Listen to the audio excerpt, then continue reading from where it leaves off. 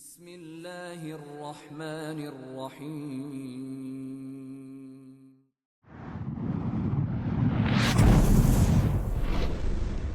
اقرأ باسم ربک الذی مدینہ والوں کو جب پتہ چلا کہ حضور پاک صلی اللہ علیہ وسلم مکہ سے نکل چکے ہیں مدینہ کو ہجرت کے لیے، تو ان کی خوشی کی انتہا نہ رہی۔ ہر روز ہر راہ میں آ جاتے اور دور تک حضور پاک صلی اللہ علیہ وسلم کو ایسے ایسے کر کے دیکھتے رہتے۔ جب دھوپ تیز ہو جاتی تو بیچارے خاموشی سے اپنے گھر چلے جاتے۔ دیکھا کس نے؟ ایک یہودی نے۔ کیا ہوا کہ یہودی ویسے ہی ٹیلے پر چڑھ کے کوئی اور چیز دیکھ رہا تھا۔ اس نے دیکھا کہ حضور پاک صلی اللہ علیہ وسلم اپنے ساتھیوں کے ساتھ آ رہے ہیں۔ اس نے شور مچانا شروع کر دیا، ہے ہے ہے، تمہارا نصیب آ گیا جس کا کہ تم انتظار کر رہے تھے۔ تو سارے لوگوں نے جب سنا تو وہ تو بس وہیں سارا کچھ چھوڑ کے آپ صلی اللہ علیہ وسلم کے استقبال کے لیے نکل پڑے۔ نعرہ تکبیر بلند ہوا، اللہ اکبر، اور اس کے بعد لوگوں نے اشعار پڑھے۔ خوشی کی ایک انتہا تھی۔ اور آپ آئے، حضرت کلثوم بن ہدم رضی اللہ تعالیٰ عنہ کے گھر میں ٹھہرے۔ وہاں پہ آپ بیٹھے تھے تو آپ صلی اللہ علیہ وسلم پر وحی نازل ہوئی کہ اللہ آپ کا مولا ہے، حضرت جبرائیل علیہ السلام اور صالح مومن بھی، اور فرشتے آپ کے مددگار ہیں۔ آپ صلی اللہ علیہ وسلم بیٹھے تھے، لوگ آ رہے تھے، السلام علیکم، وعلیکم السلام، السلام علیکم، وعلیکم السلام، اہلاً سہلاً مرحبا، یہ سب چل رہا تھا۔ جن لوگوں نے حضور پاک صلی اللہ علیہ وسلم کو نہیں دیکھا تھا وہ یہ سمجھے ابو بکر صدیق کو دیکھ کر کہ شاید یہی حضور پاک صلی اللہ علیہ وسلم ہے، کیونکہ وہی سب کا استقبال کر رہے تھے۔ وہ جب دھوپ تیز ہوئی اور حضور پاک صلی اللہ علیہ وسلم پر دھوپ پڑی تو ابو بکر صدیق نے اپنی چادر ان پر تان دی۔ تب جا کے بیچارے لوگوں کو پتہ چلا، ارے ارے ارے ارے ارے ارے ارے، حضور پاک صلی اللہ علیہ وسلم تو یہ بیٹھے ہیں۔ 3 دنوں کے بعد حضرت علی رضی اللہ تعالیٰ عنہ، جو حضور پاک صلی اللہ علیہ وسلم کے پاس لوگوں کی امانتیں تھیں، وہ ان کو سب واپس کی، اور پیدل ہی 500 کلومیٹر کا سفر پیدل ہی طے کیا اور قباء میں پہنچ گئے، حضرت کلثوم بن ہدم کے گھر۔ یہاں پر حضور پاک صلی اللہ علیہ وسلم نے مسجد قباء کی بنیاد رکھی، جو آج مسجد قباء ہے، یہ وہی مسجد قباء ہے، اور وہاں پہ نماز بھی پڑھی۔ اور آپ صلی اللہ علیہ وسلم قبیلہ نجار میں، یہ قبیلہ نجار وہی ہے جہاں پہ آپ صلی اللہ علیہ وسلم کے دادا پیدا ہوئے تھے، عبد المطلب، اور 11-12 سال تک یہیں پہ ان کی پرورش ہوئی تھی۔ یہ ہم نے بتایا ہے پہلی قسط میں، پوری ڈیٹیل جو ہے وہ آپ پہلی قسط میں جا کے دیکھ سکتے ہیں۔ تو ان کے ماموں تلواریں حائل کر کے استقبال کے لیے آ گئے۔ حضور پاک صلی اللہ علیہ وسلم جمعے کی روز قباء سے چلے۔ تقریباً 1 میل کے بعد بنو سالم بن عوف کی بستی میں جمعے کا ٹائم ہو گیا۔ حضور پاک صلی اللہ علیہ وسلم نے وہاں پہ جمعہ پڑھا۔ اس میں تقریباً 100 کے قریب لوگ تھے۔ وہاں سے آپ صلی اللہ علیہ وسلم مدینہ کی طرف روانہ ہوئے، اور راستے میں جدھر گلی سے بھی، جہاں سے بھی انصار کی گلی سے آپ گزرتے، سب لوگ آپ کا استقبال کرتے کہ ہمارے گھر آ جاؤ، ہمارے گھر آ جاؤ۔ حضور پاک صلی اللہ علیہ وسلم نے کہا کہ نہیں، یہ جو میری اونٹنی ہے یہ اللہ کے حکم پر مامور ہے، اس کو جانے دو۔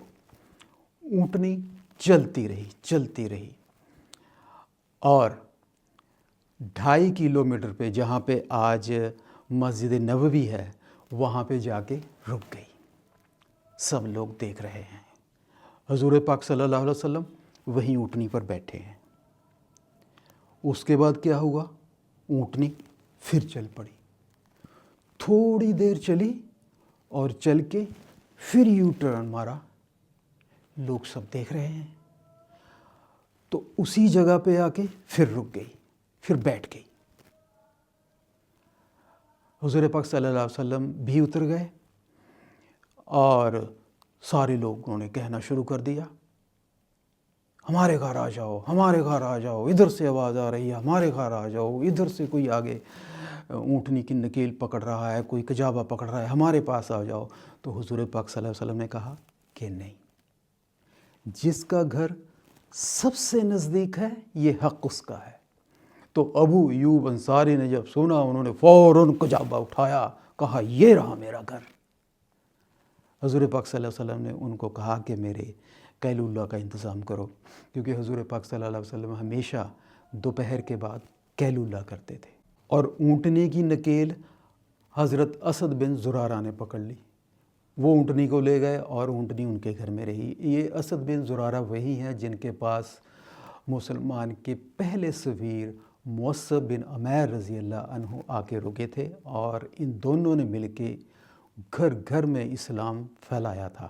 اور کچھ دنوں کے بعد آپ صلی اللہ علیہ وسلم کی بیٹیاں بی بی سودا رضی اللہ عنہا یہ بھی آ گئے، حضرت ابو بکر صدیق کے بیٹے عبداللہ کے ساتھ، ان کے ساتھ ایمن اور ان کا بیٹا اسامہ بن زید بھی تھا۔ یہ سارے کے سارے لوگ آ گئے۔ آپ کی بیٹی زیرم نہیں آئی، وہ اپنے شوہر ابو العاص کے پاس رک گئی، اور وہ بدر کے بعد تشریف لے کے آئے۔ تو یہ جہاں پہ اونٹنی رکھی تھی، اس کے سامنے ایک پلاٹ تھا، تقریباً 100 ہاتھ لمبا اور اس سے کچھ کم چوڑا۔ حضور پاک صلی اللہ علیہ وسلم نے وہ پلاٹ خریدا، یہ 2 یتیموں کا تھا۔ وہ پلاٹ خرید کے آپ صلی اللہ علیہ وسلم نے یہاں پر مسجد نبوی کی بنیاد رکھی۔ جو آج مسجد نبوی ہے، یہ وہی جگہ پر ہے اور وہی مسجد نبوی ہے، لیکن ایکسپینڈ کر دی گئی ہے۔ آپ صلی اللہ علیہ وسلم نے وہاں پہ جو مشرکوں کی قبریں تھیں وہ ہٹا دیں، غرقت اور کھجور کے درخت تھے وہ جو ہیں قبلے کی طرف لگا دیے۔ اس وقت کا قبلہ بیت المقدس تھا، اور ایک طرف آپ صلی اللہ علیہ وسلم نے حجرے بنوا دیے، اور اس کا جو فرش تھا وہ چھوٹی چھوٹی کنکریوں والا ریت تھا، وہ سارے کا سارا فرش اس کا بچھا دیا، اور جو اس کی چھت تھی وہ کھجور کے تنے اور اس کی شاخوں اور پتوں کی تھی، اور جو دیواریں تھیں وہ مٹی کی دیواریں تھیں، جو مٹی کی اینٹیں ہوتی ہیں اور مٹی کی ہی چنائی میں تھی، اس کو لیپ کر دیا گیا۔ اور جب حجرے وغیرہ تیار ہو گئے تو حضور پاک صلی اللہ علیہ وسلم کی ساری فیملی وہاں پہ تشریف لے آئی اور وہاں پہ رہائش پذیر ہوئے۔ کچھ فقراء غریب جن کے گھر نہ بار نہ در نہ تھا، اکیلے تھے، ان کا جو مسکن تھا وہ بھی مسجد نبوی میں تھا، وہ مسجد نبوی میں ہی بیٹھے رہتے۔ ابھی جو ہم حج کرنے جاتے ہیں وہاں پہ ایک چبوترا بنا ہے، کہتے ہیں یہ وہی جگہ ہے جہاں پہ وہ فقراء بس حضور پاک صلی اللہ علیہ وسلم کی خدمت میں بیٹھے رہتے، ہر وقت آپ کی خدمت کے لیے تیار، جیسے کہ یہ سمجھو کہ کمانڈو فورس۔ اس کے بعد حضور پاک صلی اللہ علیہ وسلم نے مدینہ، سارے مدینہ کو ایک کیا۔ مدینہ میں کیا تھا اس وقت؟ 2 مشرکوں کے قبیلے تھے، جس میں اوس اور خزرج۔ اوس کی تعداد تھی کم تھی، خزرج کی جو تعداد تھی وہ زیادہ تھی، اور یہودیوں کے 3 قبیلے تھے۔ ایک تھا قینقاع، ان کا جو الائنس تھا وہ تھا بڑے قبیلے کے ساتھ، خزرج کے ساتھ، اور جو 2 یہودیوں کے اور قبیلے تھے وہ تھے بنو نذیر اور بنو قریظہ۔ یہ قبیلے تھے مدینہ کے باہر، اور ان کا جو الائنس تھا وہ تھا اوس قبیلے کے ساتھ۔ اور یہ جو یہودی کیا کرتے تھے، ان اوس اور خزرج کے جو قبیلے تھے جو بعد میں انصار کہلائے، ان کو آپس میں لڑواتے رہتے تھے اور ان کو لوٹتے رہتے تھے، کیونکہ جو سارا کا سارا بزنس تھا وہ یہودیوں کے ہاتھ میں تھا۔ ان کی جو اصل بولی تھی وہ تھی عبرانی، لیکن یہاں رہتے رہتے ان کا لباس، ان کی بولی بھی عربی ہو گئی اور ان کی شادیاں بھی عرب کے لوگوں میں ہونے لگ گئیں۔ لیکن اس کے باوجود یہ عرب لوگوں کو احمق اور بدو اور ناسمجھ ہی کہتے تھے۔ اگر کوئی ان کے ساتھ یہ ظلم و زیادتی کرے تو یہ کہتے تھے کہ اس کی تو ہم سے کوئی پوچھ گچھ نہیں ہوگی۔ ایسے خیالات تھے ان کے، ان عرب کے لوگوں کے بارے میں، اور یہ یہودی لوگ بہتان تراشی میں سب سے آگے تھے، جس کی ایک مثال ہے کہ عبداللہ بن سلام رضی اللہ عنہ، یہ یہودیوں کے بہت ہی بڑے عالم تھے، بہت ہی سمجھدار اور بہت ہی رتبے والے۔ جب ان کو پتہ چلا کہ یہ ایک نئے نبی آئے ہیں تو یہ تفتیش کرنے کے لیے ایک لمبی فہرست سوالوں کی لے آئے، حضور پاک صلی اللہ علیہ وسلم کو جھوٹا ثابت کرنے کے لیے اور تفتیش کرنے کے لیے۔ جب آئے اور حضور پاک صلی اللہ علیہ وسلم کو دیکھا تو سب سے پہلے تو دیکھتے ہی متاثر ہوئے، کہہ رہے یہ کسی جھوٹے کا چہرہ نہیں ہے، یہ سچے آدمی کا چہرہ ہے۔ تو اس نے حضور پاک صلی اللہ علیہ وسلم کو سوالات پوچھنا شروع کر دیے اور آپ صلی اللہ علیہ وسلم نے ان کے جواب دیے۔ تو ان میں سے کچھ ایسی باتیں تھیں جو نبیوں کے علاوہ اور کوئی نہیں جانتا تھا۔ حضور پاک صلی اللہ علیہ وسلم نے جب ان باتوں کے جواب دیے تو وہ سمجھ گیا کہ جس نبی کا ہم انتظار کر رہے ہیں واللہ وہ یہی نبی ہیں، اور وہ فوراً مسلمان ہو گیا۔ پھر اس نے حضور پاک صلی اللہ علیہ وسلم کہا کہ یہ جو ہماری قوم ہے یہود، یہ بہتان تراشی میں سب سے آگے ہے۔ اب اگر ان کو پتہ چل گیا کہ میں مسلمان ہو گیا ہوں تو میرے خلاف یہ بہتان تراشی شروع کر دیں گے۔ حضور پاک صلی اللہ علیہ وسلم نے یہودیوں کو بلا بھیجا اور حضرت عبداللہ بن سلام رضی اللہ عنہ چھپ گئے۔ یہودی آئے، حضور پاک صلی اللہ علیہ وسلم نے پوچھا عبداللہ بن سلام کے بارے میں آپ لوگوں کا کیا خیال ہے؟ انہوں نے کہا واہ جی واہ، واہ جی واہ، وہ تو بہت پہنچے ہوئے عالم ہیں، ہمارے بہت ہی معزز شخص ہیں، اور ان کے والد وہ بھی بہت پہنچے ہوئے عالم ہیں۔ اتنے میں حضرت عبداللہ بن سلام رضی اللہ عنہ تشریف لے آئے اور آپ نے آ کے کلمہ پڑھ دیا، اشہد ان لا الہ الا اللہ و اشہد ان محمد رسول اللہ، کہ میں مسلمان ہوں۔ یہودی نے دیکھا یہ کیا ہو گیا، یہ مسلمان ہو گئے۔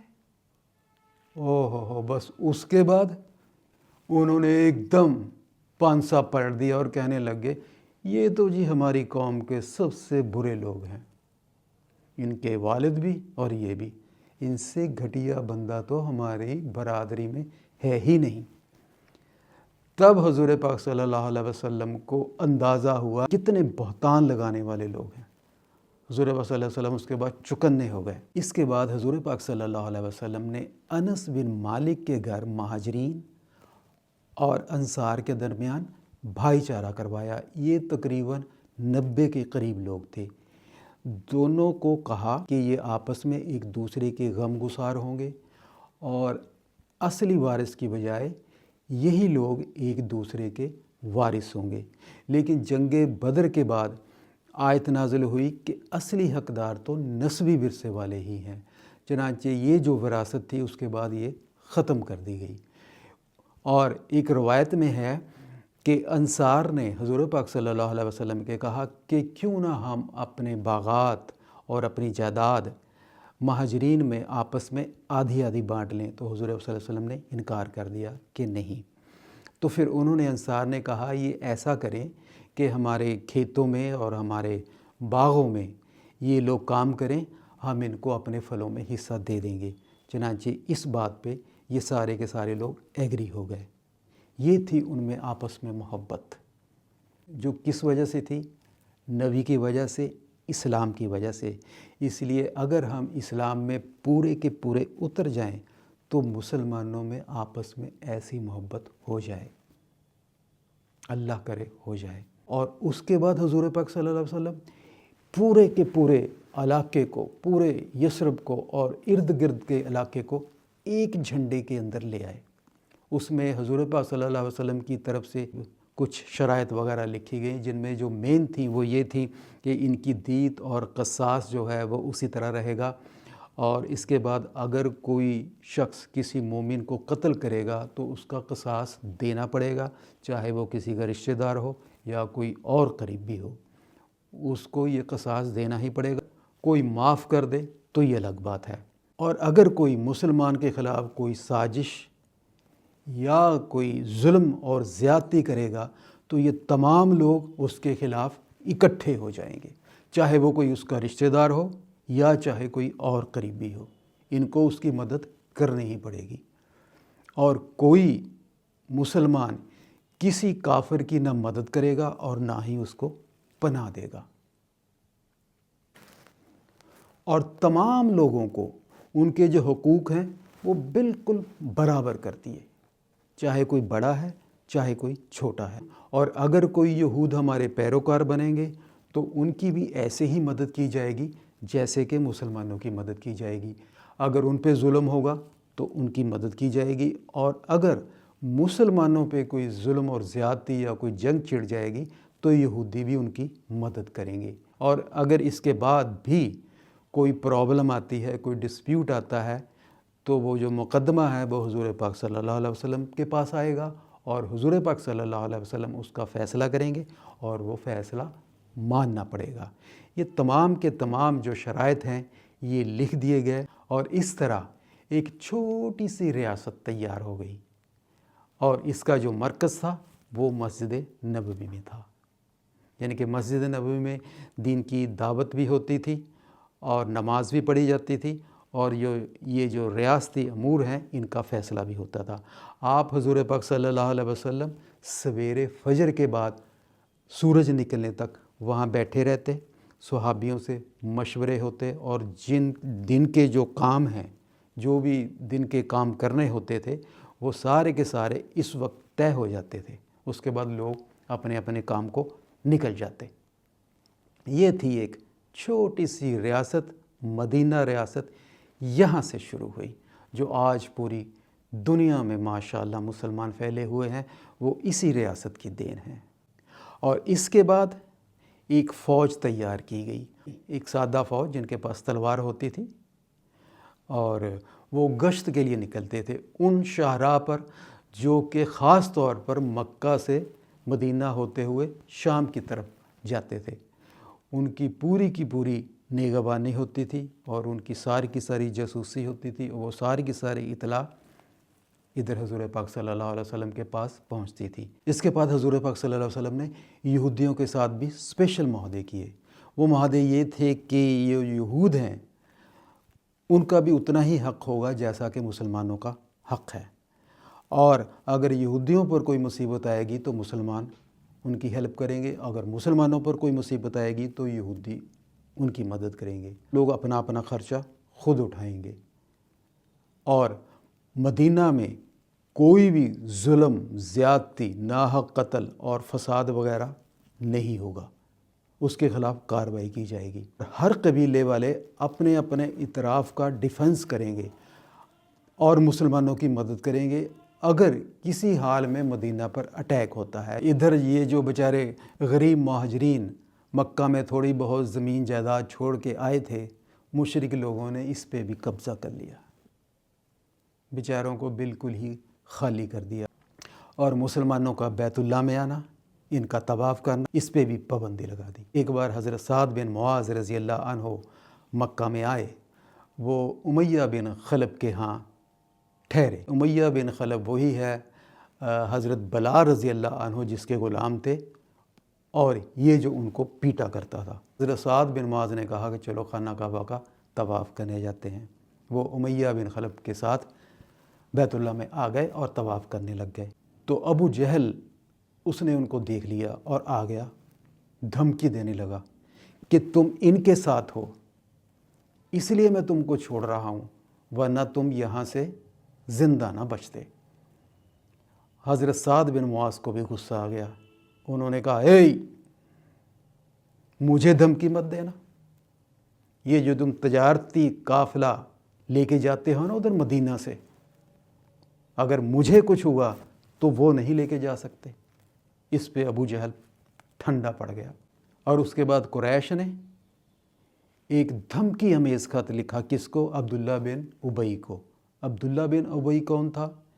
کہ یہ جو ابھی ریسنٹلی جنگ بواس چھڑی تھی، اس کے بعد ان کی اتنی تباہی ہوئی تھی، تو اوس اور خزرج نے اس تباہی سے دہی ہو کر اپنا جو بادشاہ تھا یہ عبداللہ بن ابی کو ڈکلیئر کر دیا تھا۔ اگر یہ حضور پاک صلی اللہ علیہ وسلم مدینہ میں نہ آتے تو یہ عبداللہ بن ابی مدینہ کا بادشاہ ہوتا، اور عبداللہ بن ابی کو حضور پاک صلی اللہ علیہ وسلم کے یہاں آنے سے بہت تکلیف تھی، کیونکہ بیچارہ بادشاہ بننے والا تھا۔ کشتی وہاں پہ ڈوبی کہ کنارہ سامنے تھا، وہ جلا کڑا پڑا تھا، اور یہ دھمکی امیز خط آیا۔ اس میں کیا لکھا تھا؟ 2 ٹوک باتیں تھیں۔ اس میں صاف لکھا تھا کہ محمد صلی اللہ علیہ وسلم یہ جو یہاں پہ مدینہ میں آئے ہیں، ان کو یا تو یہاں سے باہر نکالو یا پھر ان کے ساتھ جنگ لڑو، اور اگر آپ نے ایسا نہ کیا تو ہم اکٹھے ہو کر آئیں گے اور آپ کے جتنے بھی جنگ لڑنے والے لوگ ہیں سب کو مار دیں گے اور آپ کی عورتوں کو بے عزت کریں گے۔ عبداللہ بن ابی خط پڑھا اور خوش ہوا کہ چلو حضور پاک صلی اللہ علیہ وسلم کو مدینہ سے نکالنے کا ٹائم آ گیا۔ اس نے اپنے سارے دوستوں کو، مشرک بت پرستوں کو اکٹھا کیا۔ یہ کون لوگ تھے؟ جو اس امید پہ بیٹھے تھے کہ یہ عبداللہ بن ابی یہاں کا بادشاہ بنے گا اور ہمیں بڑے بڑے عہدے ملیں گے، اس لیے سارے کے سارے لوگ ان کے ساتھ ملے ہوئے تھے۔ تو اس نے ان کو یہ چٹھی دکھائی، یہ لیٹر دکھایا، تو سب تیار ہو گئے حضور پاک صلی اللہ علیہ وسلم کے خلاف جنگ لڑنے کے لیے۔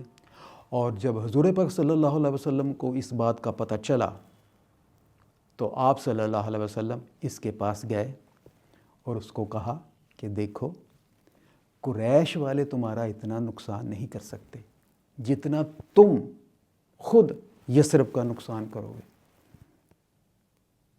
تم آپس میں ہی اپنے بھائی بہنوں کو قتل کرو گے قریش کی خاطر۔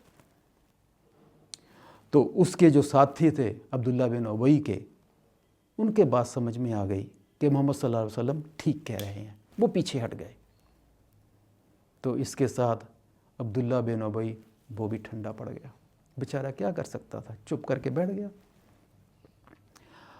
اور پھر قریش نے یہ جو مہاجرین تھے ان کو دھمکی بھیج دی، کیا کہ یہ مت سمجھو کہ تم ہم سے بچ کے یہاں آ گئے ہو، ہم تمہیں چھوڑیں گے نہیں، کہیں بھی چلے جاؤ۔ اور اس کے بعد حضور پاک صلی اللہ علیہ وسلم کو اتنی فکر ہوئی کہ وہ رات جاگ جاگ کے گزارنے لگے۔ حضرت عائشہ رضی اللہ عنہ کی ایک روایت ہے، وہ فرماتی ہیں کہ حضور پاک صلی اللہ علیہ وسلم ایک رات جاگ کر گزار رہے تھے اور کہہ رہے تھے کہ اگر میرا کوئی صحابی میرا پہرا دے تو میں سکون سے سو جاؤں۔ اتنے میں ہم نے ہتھیار کی جھنکار سنی، تو حضور پاک صلی اللہ علیہ وسلم نے کہا کون ہے؟ تو اس نے کہا سعد بن ابی وقاص، اور کہا کہ آپ صلی اللہ علیہ وسلم کی جان کو ہمیں خطرہ محسوس ہو رہا ہے، اس لیے ہم یہاں پہ پہرا دے رہے ہیں۔ تو حضور پاک صلی اللہ علیہ وسلم نے ان کو دعا دی اور سکون سے سو گئے، اور یہ پہرا ہمیشہ چلتا رہا۔ اس کے بعد یہ آیت نازل ہوئی کہ اللہ لوگوں سے آپ کی حفاظت کرے گا۔ اس کے بعد حضور پاک صلی اللہ علیہ وسلم باہر آئے اور ان لوگوں سے کہا کہ اللہ میری حفاظت کرے گا، اب آپ لوگ اپنے گھروں کو چلے جائیں۔ اس کے بعد جنگ کی اجازت دے دی گئی۔ وہی نازل ہوئی کہ جن لوگوں سے جنگ کی جا رہی ہے وہ لوگ جنگ کر سکتے ہیں، کیونکہ وہ مظلوم ہے اور اللہ تعالیٰ مظلوموں کی مدد کرنے پر قادر ہے۔ اس کے بعد حضور پاک صلی اللہ علیہ وسلم نے 2 کام کیے۔ نمبر 1، جو شاہراہ تھی مکہ سے شام کی طرف جاتی تھی، اس پہ فوجی دستے بھیج دیے، اور ان شاہراہ سے مدینہ تک جتنا بھی فاصلہ تھا اس میں جتنے بھی قبیلے تھے ان کے ساتھ جنگی معاہدہ کیا۔ اور اسی سلسلے میں آپ نے بنو جہینہ سے معاہدہ کیا، جو کہ مدینہ سے تقریباً 45 یا 50 میل کی دوری پر تھا۔ حضور پاک صلی اللہ علیہ وسلم ستمبر 622 میں کوبہ میں آئے، اور مارچ 623 یعنی تقریباً 6 مہینے کے بعد تب سے لے کر جنگ بدر تک آپ صلی اللہ علیہ وسلم نے تقریباً 8 ریڈز ماری مشرکوں کے قافلے پر۔ جو سب سے پہلی ریڈ تھی اس میں حضور پاک صلی اللہ علیہ وسلم نے حضرت حمزہ رضی اللہ عنہ کو کمانڈر بنایا، اور ان کے ساتھ 30 مہاجرین تھے۔ یہ ایس کے علاقے میں سمندر کے پاس ان کی مٹھبھیڑ ہوئی مشرکوں سے جن کے ساتھ ابو جہل تھا۔ دونوں کا آمنا سامنا ہوا تو جوہینہ کے ایک سردار جن کا دونوں فریقین کے ساتھ جو حلیف تھے ان کے، انہوں نے بھاگ دوڑ کر کے ان میں آپس میں ٹکراؤ ہونے سے روک دیا اور یہ معاملہ وہیں پہ تھم گیا۔ اس کے بعد حضور پاک صلی اللہ علیہ وسلم نے الگ الگ صحابیوں کو، کسی کو 60، کسی کو 70 اور کسی کو 20 لوگ دے کے بھیجا، لیکن کوئی خاص معاملات پیش نہ ہوئے۔ اور ہاں، اسی دوران حضور پاک صلی اللہ علیہ وسلم دوسرے قبیلوں سے جنگ بندی کے معاملات بھی طے کرتے رہتے تھے۔ اور نومبر دسمبر میں حضور پاک صلی اللہ علیہ وسلم کو اطلاع ملی کہ ابو سفیان بہت سا مال لے کے تجارت کے لیے نکلا ہے شام کے لیے۔ آپ صلی اللہ علیہ وسلم نے 150 یا 200 مہاجرین کی ایک جماعت لی اور نکل پڑے اس قافلے کی تلاش میں۔ آپ ذوالعشیرہ تک پہنچے، اس کا پیچھا کیا، لیکن وہ پہلے ہی وہاں سے نکل چکا تھا اور آپ صلی اللہ علیہ وسلم وہاں سے واپس لوٹ آئے۔ اور یہی قافلہ جب شام سے واپس آیا تو جنگ بدر پیش آئی۔ اس کے علاوہ اگلے سال 624 جنوری میں آپ صلی اللہ علیہ وسلم نے عبداللہ بن جاش کے ساتھ 12 مہاجرین کو بھیجا اور ساتھ میں ان کو ایک چٹھی دی اور کہا کہ اس چٹھی کو 2 دنوں کے بعد پڑھنا۔ لوگ وہاں سے نکلے اور 2 دنوں کے بعد جب انہوں نے چٹھی پڑھی تو اس میں لکھا تھا، طائف اور مکہ کے درمیان نخلا میں اتریں۔ یہ نخلا وہی جگہ ہے جہاں پہ حضور پاک صلی اللہ علیہ وسلم رکے تھے جب وہ طائف سے ناکام ہو کے واپس آئے تھے، اور یہاں پہ جنات نے آپ صلی اللہ علیہ وسلم کی قرات بھی سنی تھی، جس کا ذکر قرآن شریف میں آتا ہے۔ چٹھی پڑھنے کے بعد عبداللہ بن جاش نے کہا کہ جس کو تو موت سے ڈر لگتا ہے وہ تو چلا جائے، اور جو لوگ شہید ہونا چاہتا ہے وہ میرے ساتھ آ جائے، اور میں تو جانا ہی ہے۔ تو سب نے کہا کہ نہیں، ہم آپ کے ساتھ چلیں گے۔ ان میں 2 صحابیوں کا اونٹ بھی بھاگ گیا جن کے نام ہیں سعد بن ابی وقاص اور عتبہ بن غزوان۔ یہ دونوں پیچھے رہ گئے اور 10 لوگ آگے نکل گئے۔ جب وہ نخلا میں اترے تو وہاں پہ ان کو قریش کا ایک قافلہ ملا جس میں عبداللہ بن مغیرہ کے 2 بیٹے عثمان اور نوفل تھے، اور ان کے ساتھ عمر بن حضرمی اور حکیم بن کسان تھا۔ لیکن یہ رجب کے مہینے کا آخری دن تھا، تو صحابی نے سوچا اگر ہم ان پر آج اٹیک کرتے ہیں تو یہ حرام مہینے کی بے حرمتی ہوگی اور سارے عرب میں یہ بات پھیل جائے گی، اور لیکن اگر ہم ان کو چھوڑتے ہیں تو یہ مکہ کی حدود میں چلے جائیں گے۔ وہ پریشان ہو گئے کہ اب کیا کریں، لیکن پھر آخر کار انہوں نے فیصلہ کیا کہ اٹیک کر ہی دیا جائے، تو انہوں نے ان پر اٹیک کر دیا۔ نوفل تو اپنی جان بچا کے بھاگ گیا، لیکن عمر بن حضرمی پر ایک صحابی نے تیر چلایا اور وہیں پہ ڈھیر ہو گیا، اور 2 لوگوں کو انہوں نے گرفتار کر لیا جس میں تھے عثمان اور حکیم۔ اسلام کی تاریخ میں یہ سب سے پہلے قیدی تھے، اور سب سے پہلا قریش نے اس معاملے کو بہت اٹھایا، بہت شور مچایا کہ دیکھو جی، یہ تو بڑے دین والے بنے پھرتے ہیں اور اللہ کے نبی بنے پھرتے ہیں، لیکن حرام کے مہینوں کی بے حرمتی کرتے ہیں۔ حضور پاک صلی اللہ علیہ وسلم کے پاس جب یہ لوگ پہنچ تو حضور پاک صلی اللہ علیہ وسلم بھی ناراض ہوئے، اور انہوں نے کہا کہ میں نے آپ کو حرام کے مہینے میں جنگ کرنے کے لیے نہیں کہا تھا۔ اس کے بعد انہوں نے جو مقتول تھا اس کا خون بہا دیا اور جو قیدی تھے ان کو رہا کر دیا۔